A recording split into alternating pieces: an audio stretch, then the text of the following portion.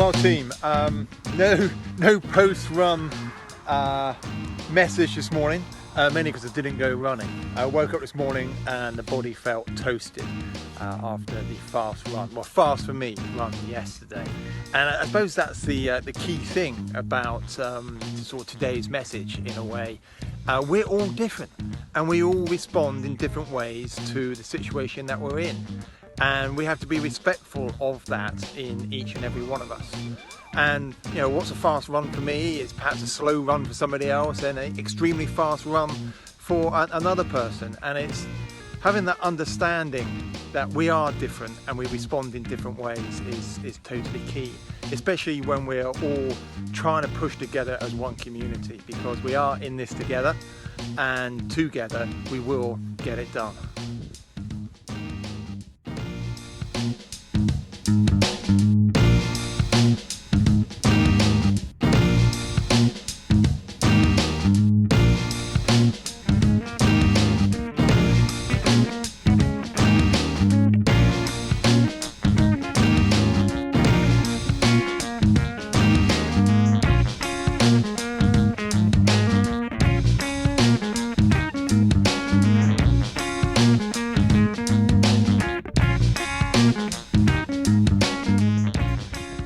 Whoa, hell yes!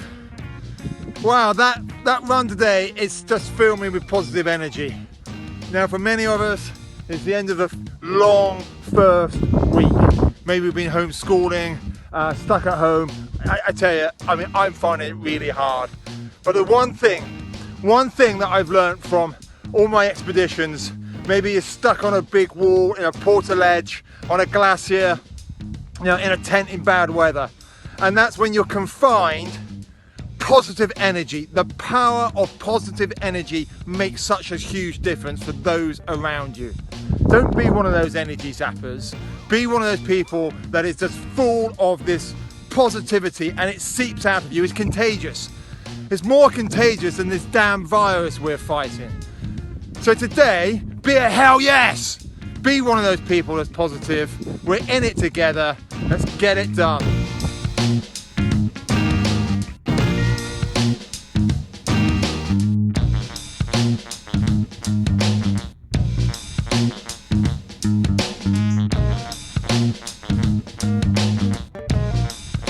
Wow, morning team, morning run done. That was a quick hard one physically, and normally on the last little bit I start to think about the morning message, the thought for the day. Well, I'm too spent for that, so all I really wanted to say today was, number one, be kind to others. It's really important right now. And number two, in conjunction with that, be kind to yourself. That's the one we often forget about, and often that's where it starts. So be kind, we're in it together.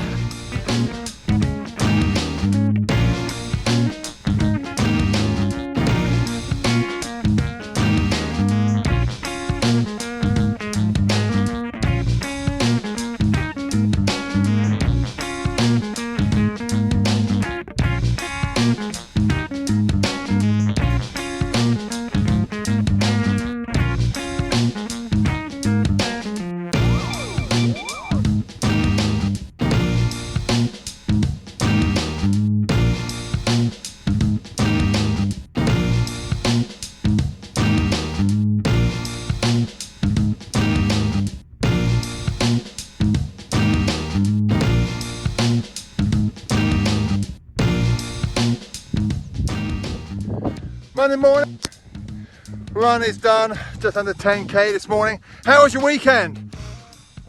Mine was no running actually, but some indoor fitness on the computer and a quick cycle ride with one of the mini cools. And it's Monday, and for me Monday always represents a reset. You know, the trials which perhaps happened over the weekend or last week, put them behind me and a focus on the week ahead. And that run is exactly what I needed for that positivity. Clears my head, lets me have a bit of space to think, and I get home now, slam a cup of coffee and then get stuck into some work, having put all the trials and setbacks from last week and the weekend behind me. This is a new week. It's Monday, the start of the week. So remember, we're in it together. Let's get it done together.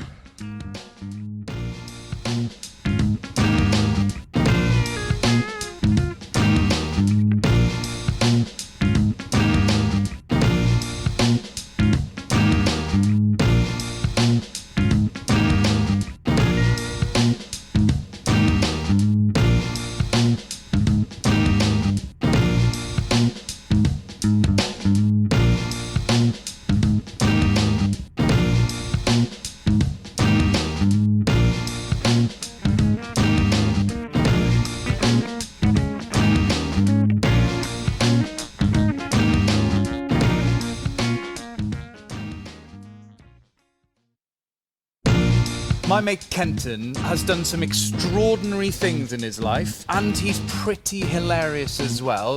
We're going to talk about climbing, we're going to talk about sports, hot topics, and we're going to merge all that together for an entertaining 30 minutes. And I think we're live at Base Camp Barn Theatre. Are we live now? We are live. We're live. We're going. You excited? I'm nervous. Why are you Super nervous. Why are you nervous? Why are you nervous? Well, you're back for a second week, so you can't have it not enjoyed it that much. No, it's been fab. Yeah, last week was really good. I think we pre-recorded last week, just to tell you, but this time we're actually live. Yeah, so and I'm really nervous. We are not going to swear. We're not going to say anything stupid. But I do want to know what the feedback has been for the last week. The feedback, I think the feedback was pretty good. Yeah. So my number one critic is my wife, and she said, I need to be funnier. And I went, sweetheart, listen, you married a like superstar climber. You know, you didn't marry a comedian. I think you're one of the funniest people I know. Yeah, I think you've just been generous. So yeah. Those getting it done videos are hilarious. But they're done on the hoof. So I go running every morning, and the last couple of K, I start thinking about what I might be able to say in an Instagram story. I jest. And I get there, I'm normally out of breath. And you're normally covered in snot. Well, covered in snot, and until recently it's been rainy and horrible and covered in mud, and the dog's like there looking at me going, really? Another run? Are you kidding me? Poor Otis is the fittest Labrador in the whole of the Cotswolds at the moment. I tell you what, it is incredible that you keep getting it done. Getting it done, baby. Every day. I'm not coming in to help you anymore. No, I'm incredibly. Yeah, the team behind the camera, you're no better. And the team are distancing themselves acceptably, so thank you for doing all your hard work, guys. So we left last week at a bit of a cliffhanger, excuse the pun. The question that was asked is, how do you... That was rubbish. How do you go to the loo on a portaledge? On a portaledge. Okay, so a portaledge. So have the viewers got this picture? They do. A portaledge is it's a ledge that you can collapse. So when you're climbing a big vertical wall and there's nowhere to bivouac, so there's nowhere to put a tent up, you have this climbing device, aluminium tubes, and essentially a canvas shelf thing that you can kick back on, and you hang it off the wall. Now, when you need to go for a number 2 on a portaledge... Which one's which? What do you mean? I don't know, because everyone says, oh, I'm going for a number 1 or number 2. I've never found out which one's in our household, a number 2 is a poo. All right, it's got a rhyme, yeah. Gotcha. Quality content for the people at home. So, okay, I get back to Get back to the story. So when you need to pee off a portaledge, for a guy, it's pretty easy. Yeah. You can just lean out, and as long as the wind's in the right direction. And then, as a really fun... So this story, years ago, before I was like a professional mountain guide, I was working on a, power station up near Nottingham. And we were working on the cooling towers on the power station, because what was happening, the capping stones were being blown off. So we were employed as climbers, and we had to sort of climb our way up the outside of the cooling tower, 440 feet up. And we spend all day up there straddling the capping stone with a drill, drilling in, and to put these big bolts in so they won't blow off. Anyway, my first day on the job, I'm up there, it gets about 10 o'clock, say to my buddy, so, Ewan, what do I do about going to the loo?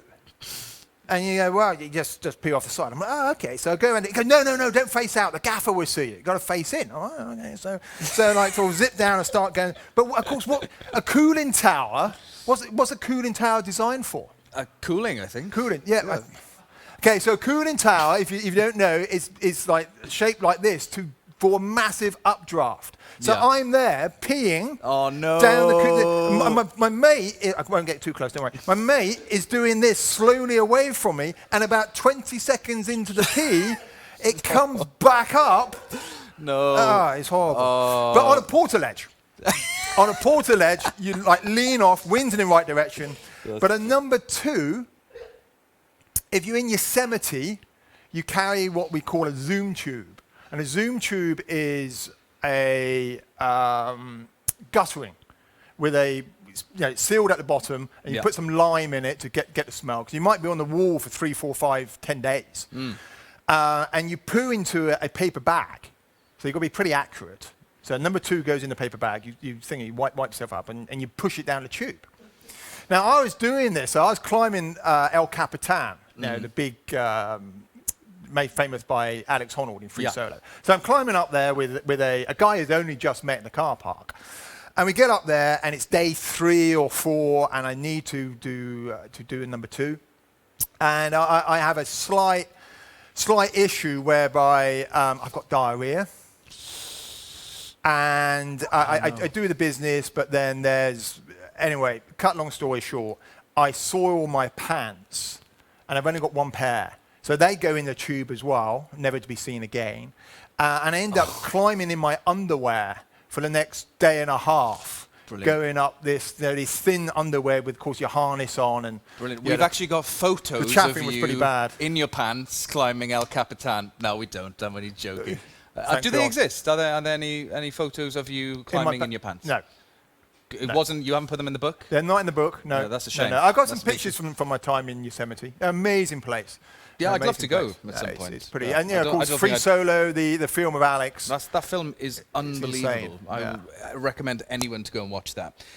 So how has isolation been this week? Isolation? It's been tricky because I'm actually meant to be flying to Nepal this coming Sunday. So that's when you were planned to do it? Yeah, with my lovely client, Ardavan. And it's kind of all gone a bit nuts in a way. So we're at home. We're super lucky. We got great access to the outside. I'm running every day in the morning. Shifting, we've got a load of topsoil in, so we're shifting that. We're still kind of homeschooling. We're trying to put a structure in the day, which I think is really important. And we're trying to stay positive. There's lots of unknowns, but we just try and... The climbing and mountaineering community I've seen from looking online, they've been so incredibly creative, and there was something that you put on your Instagram the other day. Guy, I thought that was more theatrical than what most of I know. Yeah, you're gonna be out of a job soon if you're not careful. I'm gonna be out of the job, but we've got that somewhere, haven't we, to show? This was unbelievable. Yeah, this was awesome. So someone sent me this. There's a guy, Philip Klein. Philip Klein. This guy deserves some sort of Oscar. He has entertained so many people. Well, we tried to mimic that with our new set. You can see here. Yeah, it looks a bit like Ranulph Fiennes. Yeah, we got Ran at the back. And you asked who's in the tent. We've got this guy here at the moment. Yeah, I don't know why he's looking so unhappy. He's still in bed. Yeah, well, he's been crushed by a rope. Yeah. At the moment, but he's living in the tent.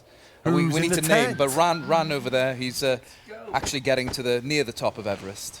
Yeah. But this is awesome. So I was watching this, and then when I saw the grab, I'm like, this is pretty good. And the backflip. That's amazing. Very clever. But that will be me. No, that would be me. Do you know I've only been skiing once in my life, and it was on a dry ski slope in Wales, and I've got a scar across my lip there to prove it. Well, which one? They've got one in Llangrannog. Llangrannog, that was the one. That was. So I used to get fish and chips. So we used to go on holiday just down the road from Llangrannog. Yeah. And there used to be a really good fish and chip shop on the right down by the harbour. I remember that. Yeah. But I went with school, and all my mates had been skiing for years and years and years. Well, in Wales, on slag heaps. Possibly. I presume they went to somewhere with decent snow, and I went and thought, I can go from the top. The first time I've ever done any skiing in my life. Yeah, it's not as easy as you think, is it? And so and especially apparently on a dry ski slope. So I went from the top, didn't know anything about snowplow or parallel turns or anything, and just went straight, whoosh, straight down, hit the fence at the end, knocked myself out, woke up a couple of hours later, and a scar for the rest of my life. Well, it's not that big. I mean, so someone once told me years ago that chicks dig scars, and that's a poor quality scar. I mean, I can't see it from here. That's a poor quality scar. That's not going to work in a bar for you. What's you the know, quality? What's the quality? Have you got any quality scars? Yeah, I've got a big one on my tummy. You going to show us? No, man, no. Of course, it's a family show. Well, there's I've been got one on my forehead here. Somewhere being hit on a rock on Summit Day. 6 stitches went in here. Hit by a rock on Summit Day. On Summit Day on Everest. And did you get? Oh, you got to the top. Yeah, I got to the top. Yeah, it's just we were climbing up in 2004, 5. There's photos somewhere of me being stitched up in Camp 2. And a big flat. You can see the nerves and. That is a real bummer on the best day of. I felt an obligation to the clients. It was I don't know, 10, 11, maybe midnight, Jumering up the fixed lines up to the balcony. And I just got this vague recollection of this. Just entered the torchlight. You got a little beam of torchlight, and this rock, I think it was a rock, and bang! And I just sort of came to on the rope, and blood. So it did knock you out? I think so, yeah. Oh, I kind of came to and trying to work out what was going on, and looked down, and it's like sticky blood. And so I got my balaclava and put a patch kind of best I could, and struggled on. Fair play for making it to the top, though. Well, that's unbelievable. Yeah, you're there for the clients. You kind of got to dig deep sometimes. Well, the thing that I've been noticing a lot at the moment is there's a lot of people in this mountaineering and climbing community who are struggling with the isolation, but some of them, and some who aren't even experienced climbers, have gone and done some extraordinary things. And I've just found this story today about a boy of 12 years old. I wonder where this is going. Go on. Well, no, you can see. Have a look on the screen there. A boy 12 has climbed the height of Mount Everest in his home. Who's that? Seth, in under 24 hours. Seth Charles from Sheffield set himself the task of climbing Everest to raise money for his boxing club, local boxing club. And he did it. He did it in 24 hours, less than 24 hours. That's incredible. Look, it started at 5:30 and finished at 4:45. But Seth, that's awesome. He's probably not watching, but if you are Seth, I applaud you. That's epic. Well, Seth, a guy who's actually climbed Everest, is now applauding you. So we'd love to maybe one day get you on Cool Conversations, because I think what you've done is amazing, and your boxing club is very lucky to have a young, talented man like you raise some money for them. So all the best, Seth. And then this isn't the only person who's done this. But first of all, there's 2,500 plus times that he went up and down the stairs to climb Everest. And then we've got this gentleman who also did it for charity. That's resilience for you. Charity.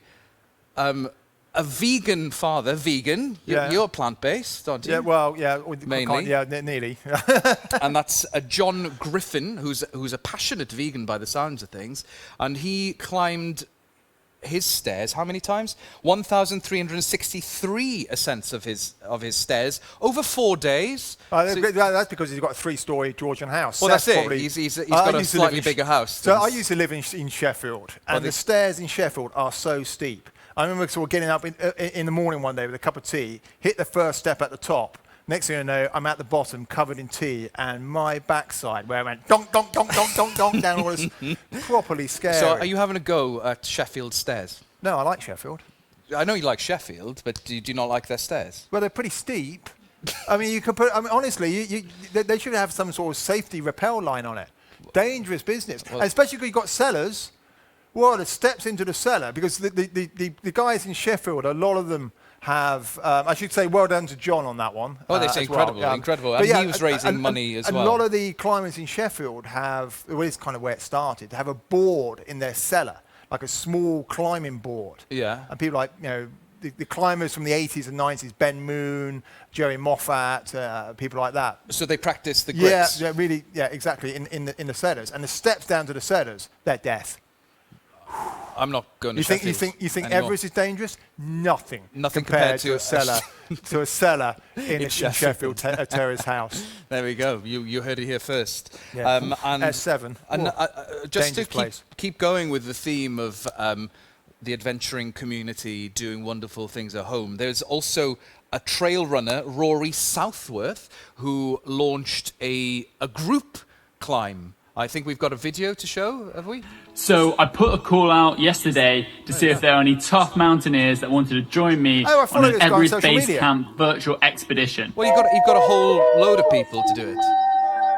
I'm feeling really bad now. I really hope you didn't ask me. Doing the hike that you normally ascend in an average hike up to Everest Base Camp over 5 days. Did he ask you to help? Each day inside your house, on your steps, your stairs, ladders, any way that you can gain that height in the legs. Doing it at night. Well, you could just switch the lights on. Didn't really think about that one. But don't you think it's amazing that people are finding ways, the interesting thing about Seth, the young boy, he was going to do Scarfell Pike, whatever it's called. Yeah, Scarfell Pike. Yeah, that's the one, yeah. I thought I got it wrong. But he couldn't, and that was going to be the challenge for the boxing club to raise money. Okay. But he went and did it. He just thought, okay, I can't do that anymore because of COVID-19. Yeah, I'm really impressed by that. That's unbelievable. But I think it's amazing that this climbing community has just gone out and said, we're not going to be bound by, not being able to go outdoors. We're going to do it from our homes. Maybe you should take a leaf out of their book, and maybe between now and next week, how many stairs you got in your house? Not very many. Yeah, I live in a converted pig shed.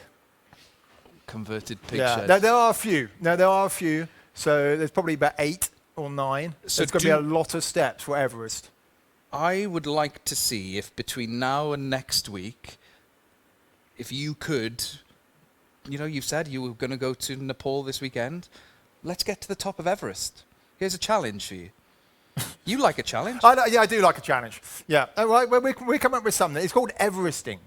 And you can do it on a bike or all sorts of things. It's climbing 8,800 feet. You can climb a ladder. Okay, I've got a. I think health and safety will have something to say about that. Who said that? Was that Ben or Chris? That was Chris. That was Chris. Well, we do have Everest at the back here now. Yeah, it would be a lot of times up and down that bad boy.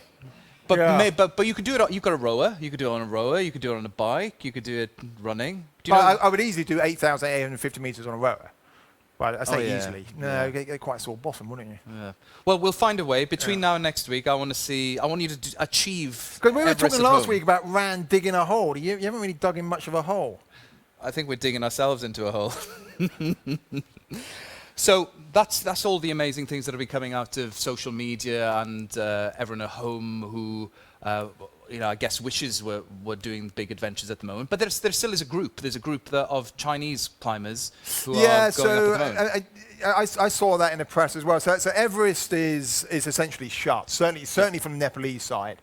And the Chinese shut the north side. So there's 2 ways to climb Everest, Chinese Tibet and the Nepalese side. And the Chinese shut it first, I don't know, 3 weeks ago or so. But it appears that they have opened it up for a small group of Chinese climbers. I don't quite know the premise behind that. I don't know if it's hey, there's something to celebrate. I hope it is. And I wish them all the best. Are you a little bit jealous? A little bit, maybe. Yeah, you want to get. Because it's one of the really funny things. This time of year, it's just beginning. That sort of spring is in the air. Certainly in the Cotswolds right now, spring is in the air, and I get that feeling in my tummy that it's time to go to Everest. Yeah, you said last week that it's sort of in you. Yeah, I was out running this week and just thinking, I'm off to. Oh no, I'm not. So well, you will get up there this year at some point, I'm sure. Yeah, I hope so. I'm hoping to go in the fall with a lovely girl, Rebecca. So fingers crossed, travel opens up by then. That'll be about mid-September. Still a very vague chance I might be able to go to Pakistan in the summer, but we wait and see. And until then, you can hang out with me. Yeah, we hang out at the Barn Theatre. There you go. Yeah. It's cool conversations every Thursday. Absolutely, yeah. absolutely. And I guess it makes it feel a little bit better that it's not just the mountaineering industry. Who I read an article, and that's really, really been hit by COVID-19. There was an article on some mountaineering website which was the devastation of this industry. It's a multi-million pound industry. I mean, if you just look at the UK, so the UK I forget what they call themselves, but they did a survey of the outdoor instructors and guides like myself, and they thought it's going to be like a 58 million loss of earnings. Yeah, for I think I must have read the same. I actually thought I read that article, and I thought that was a fairly low estimate. of income for instructors and guides and people connected with the outdoors. And of course, many of those people are one-man bands and they don't perhaps fit with some of the governmental grants and things that which are available, or certainly not at the moment. So it'd be really interesting to see how that transpires. And of course, it's not simply coming out the other end, because the general public are going to be hit by it, and they perhaps aren't going to be running back to the hills to hire a guide or an instructor or a canoe instructor or whoever it may be. So, it's difficult times for the industry. But I guess it does make it feel a little bit better that it's not just the outdoor industry. Football has been, the Olympics. It's everybody. It's everybody. I mean, Wales were going to go and win Euro 2020 this year. Sorry, was that? There's a pig up there, a flying pig. Wales were going to. Well, we should have won it last time, but Aaron Ramsey got. It's a bit like winning the Rugby World Cup. We did all right. Yeah, we did all right. But I genuinely think that Wales were going to win the Euro. But luckily, we're going to have another chance next year to do it. But the Olympics, that's gone. That has gone. Yeah, I mean, it was a real shame that. I mean, and it's just, I can't quite get my head around. If you go on my website and things, it says like an extreme athlete. I'm not really an athlete compared with the guys that have been training for the last 2, 3, 4 years, focused on that one time attempt in Tokyo. So my heart really goes out for them, and the organisers, etc., etc. But you've been up with Olympians, as in you went up with Pendleton, didn't you? Yeah. So 2018 with Ben, Ben and Victoria Pendleton. Two-time Olympic champion? Yeah, incredible. I'm going to get this wrong. If you're watching VP, I'm really sorry. Was it 7 or perhaps even 9 times world champion? Goodness gracious! The girl is a machine. Amazing. Yeah, so much energy. Am I right in thinking that they used to? I don't know if they still do, but they used to give gold medals to people who climbed Everest. Yeah. So you've done your research, haven't you? I'm learning. So the last time, so if the viewers or people that haven't heard it, 1896, let's go back in time, 1896, Pierre de Coubertin reinvented the Olympic Games into what we know today. And the tagline was higher, faster, stronger. But when he said higher, he was actually talking about aeronautics, which was in its infancy, and alpinism, climbing. And what the IOC, or what we now know as the IOC, the International Olympic Committee, they could look back on the last 4 years and award Olympic medals for climbing.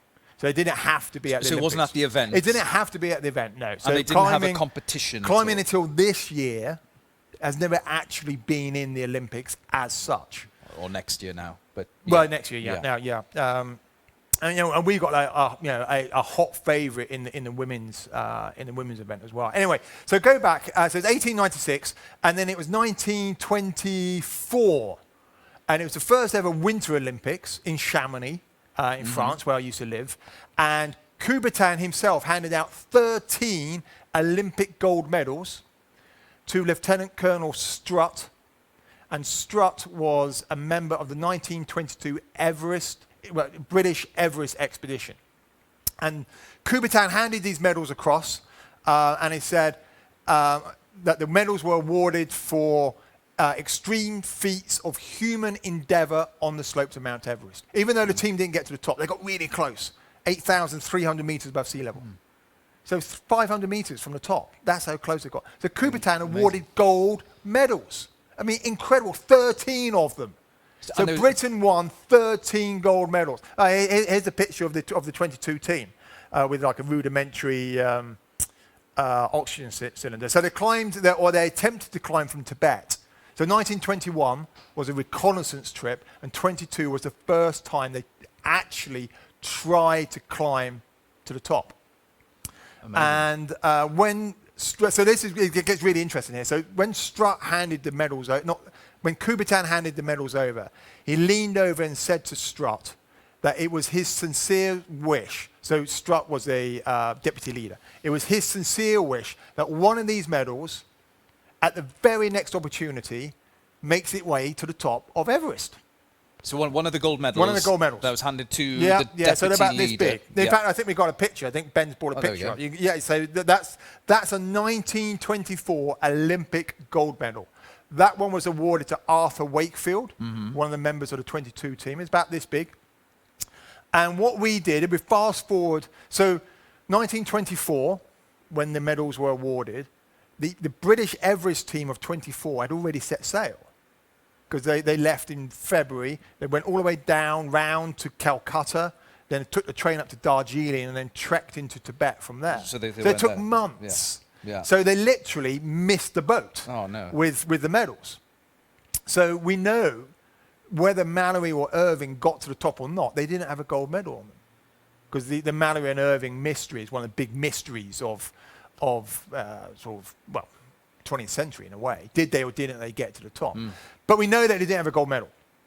So fast forward, the attempts in the 30s didn't get anywhere near the top. Then the war came, and Second World War, and the whole story kind of got lost until a friend of mine, Rich Robinson, unearthed it about 2010 or 11.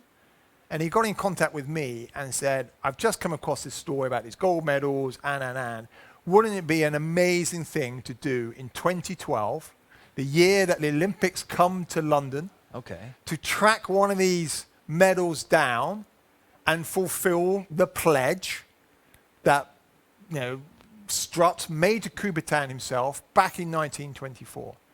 And that's exactly what we did. We tracked these medals down. We found about... So it was a project that you instigated, you got on top, someone told you about it? Yeah, absolutely. Amazing. And then we sort of threw ourselves into it over the course of about a year, 18 months.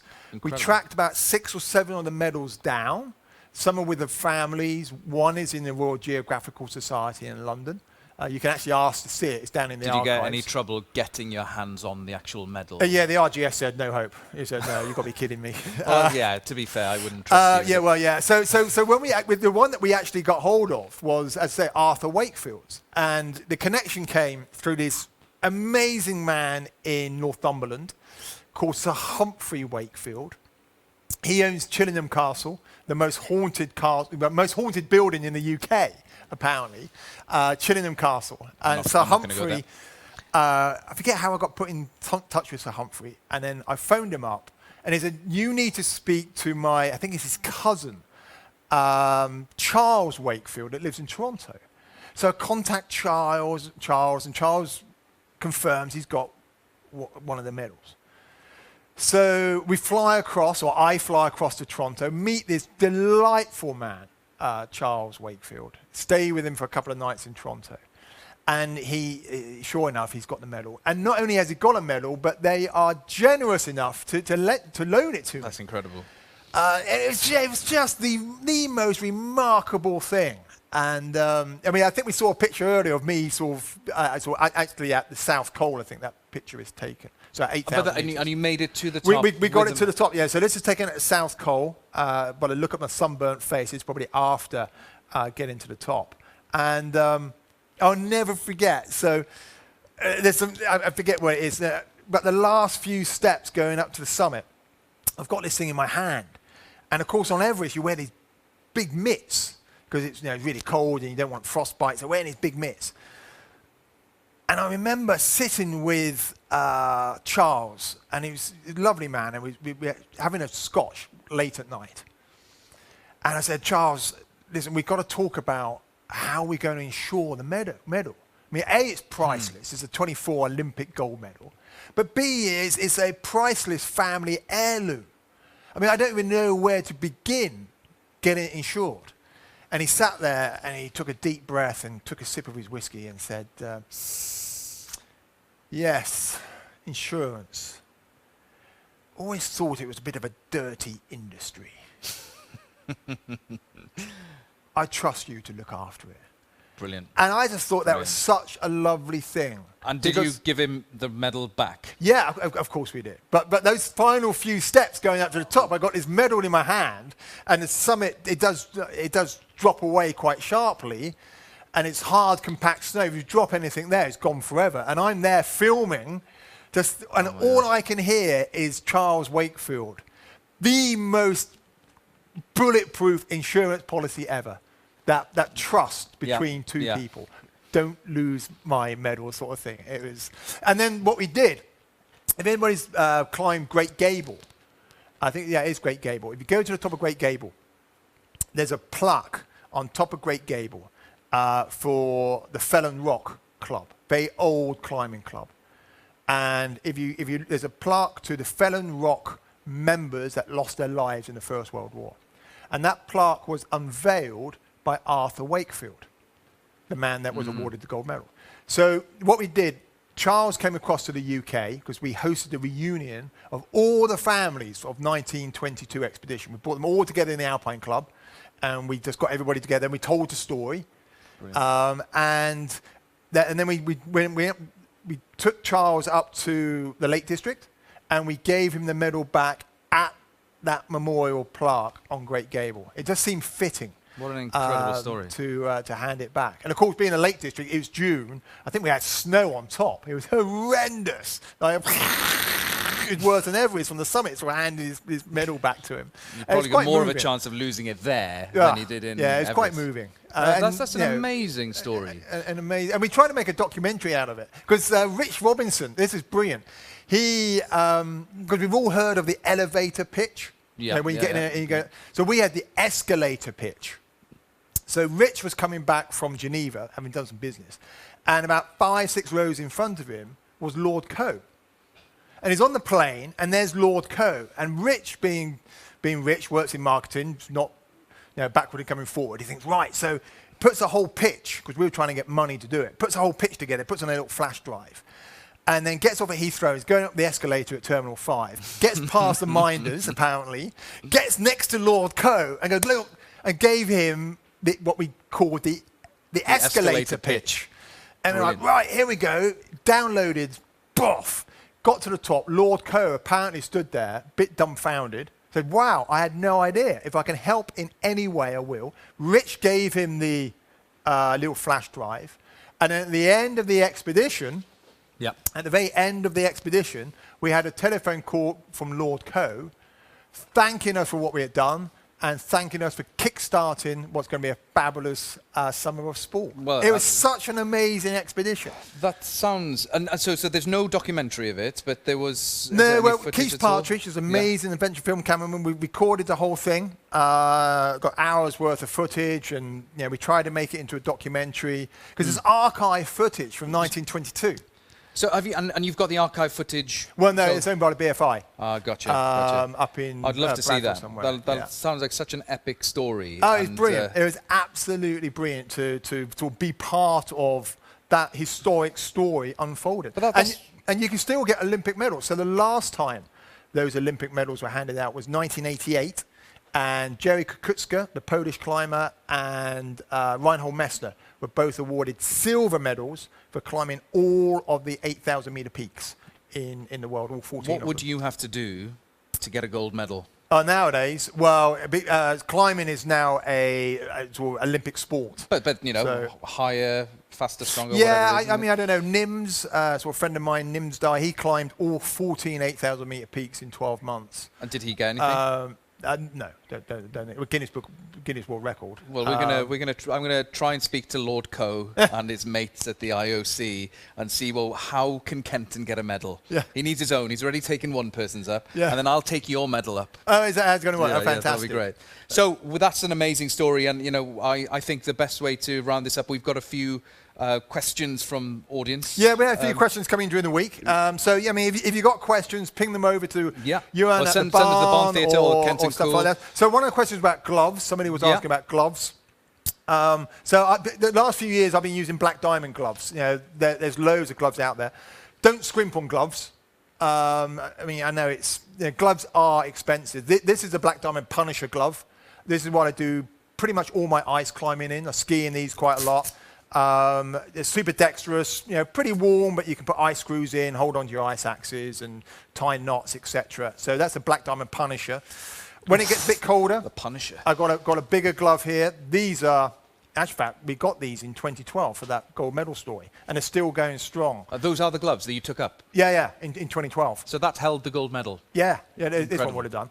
So these are slightly thicker, again by Black Diamond. Can't tell you which ones these are. And then for Everest themselves, I wear some big Summit mitts. I've got some Mountain Hardwear ones and some Black Diamond ones, which I'll wear. So that's pretty much my gloves, and then I've got a very thin pair of leather Black Diamond gloves. But the key thing with gloves is just finding a good pair that fit.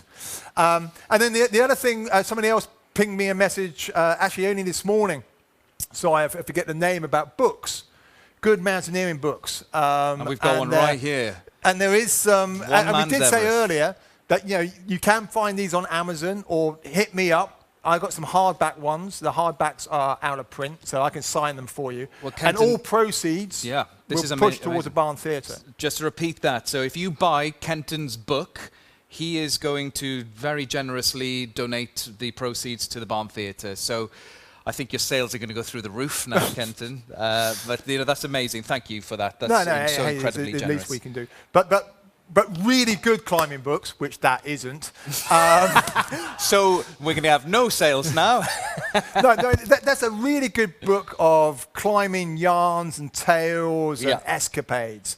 But if you want a beautifully written book, I mean, I've recently read it for the first time, and I've been meaning to read it for years, and I was just blown away. Lionel Terry, who was a French climber. He was on the first ascent of Annapurna, did the second ascent on the north face of the Eiger, Conquistadors of the Useless. It's a beautifully written book. And it's many of the things he says are as true today as when he wrote it in the 50s.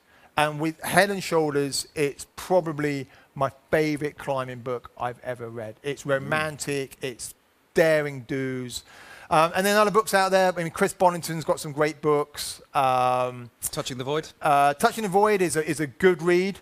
I mean, it's quite harrowing because we went to see the stage production together. We did go to see it. We went on a date. When we could go out. And, when we were allowed to go to a theatre. That was awesome. You arranged that. Thanks for that. Oh, and then anything by Boorman Tasker. There is a Boorman Tasker Award for Mountain Literature.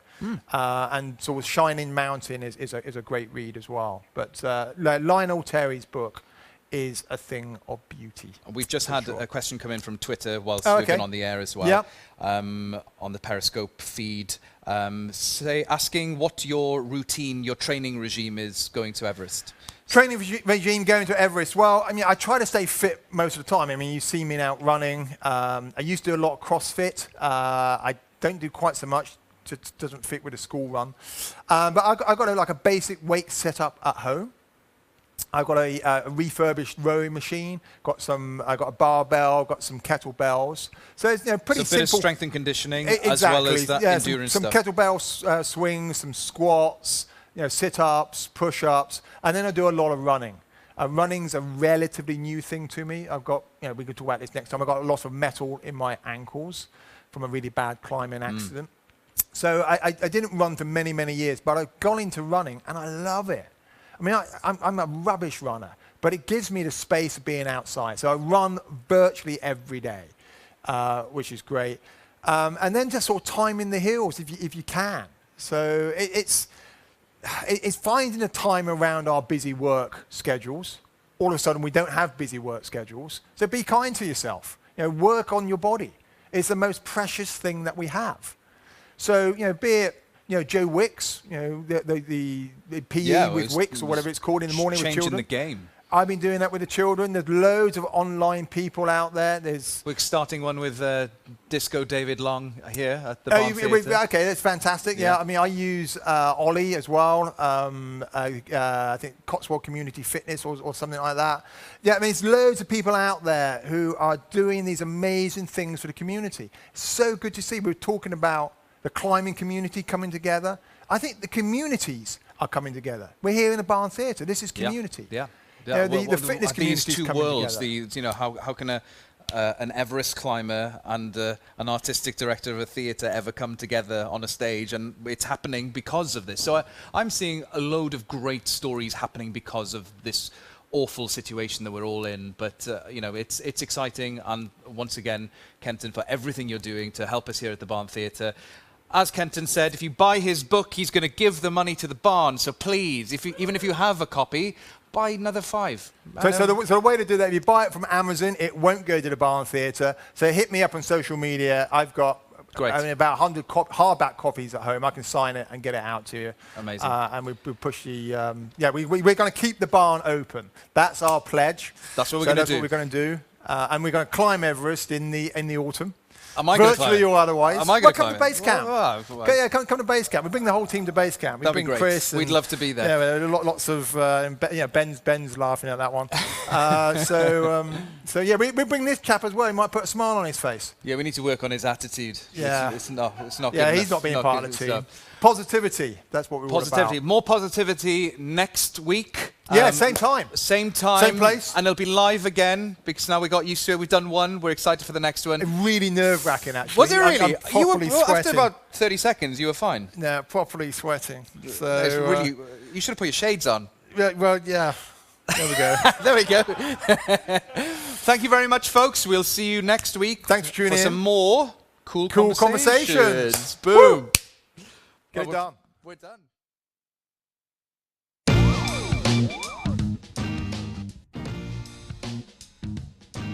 Yeah, I've met people like you in pubs before. All right, mate. Got some cheap climbing equipment here. He's been to the top of the Brecon Beacons. But I was looking for you. You weren't there, man. You say you're from Wales. I thought, all Welsh people hang out. I think he's been to the top of Cheddar Gorge a few times. Beautiful there. He's not quite made it to the top of the Black Mountains, which is where I was born and raised. But I'm going to work with him. Were you from Carmarthen? I've been to the cattle market in Carmarthen. I didn't see you there. No, I was there. I just ignored you. Who were those comedians? Bob Mortimer and Vic Reeves. Yeah. Yeah. What do they do? Yeah, well, that interaction going. Yeah. And I never really liked Vic Reeves that much, and you're coming across Vic Reeves like. Hi, I'm Kenton Cool. Hi, I'm Iwan Lewis, and this is Cool Conversations. You too. Little Willoughby uses this for the gardening, much to my utter disgust. As soon as we've done I'm Iwan Lewis, let's get a bit of eye contact so we know this is Cool Conversation. It's all about connectivity, connection. Ewan's great.